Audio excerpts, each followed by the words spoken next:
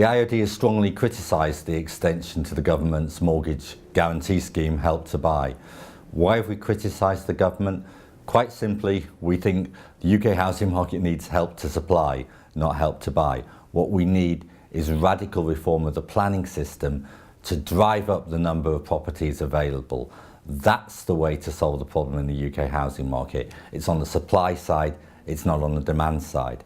It's basic economics 101, that if you've got a very steep supply curve and you increase demand, what's going to be the effect? You're going to have quite a big price hike, and you're not going to have very much of an impact on the supply of houses on output. And that's the problem, it's on the supply side, it's not on the demand side. The problem with the Help to Buy scheme is it piles distortion on distortion, and boy do we already have a pretty distorted housing market in the UK. Just look at the numbers. The price of land with planning permission can be 100, 200 times that of agricultural land. If there is one signal that we've got a distorted market, it's that.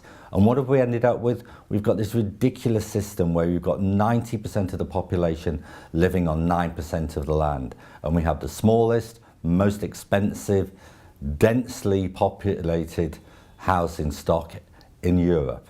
That's a real problem. If we want innovation, if we want more creative housing, and if we really want consumer choice in this market, we've got to free up the supply side. And yet the government wants to play with the demand side. And sure, demand is less than the long-term average, but it's not the fundamental issue. The fundamental problem is on that supply side.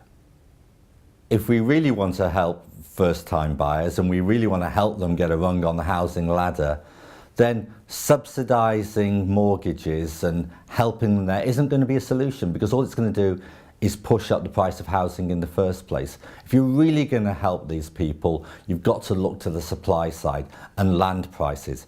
And around 40% of the value of an average house is the land price. So if you can drive up supply of land to drive down the price of land, that's a real housing market policy, and that's a real way to help first-time buyers get into the market.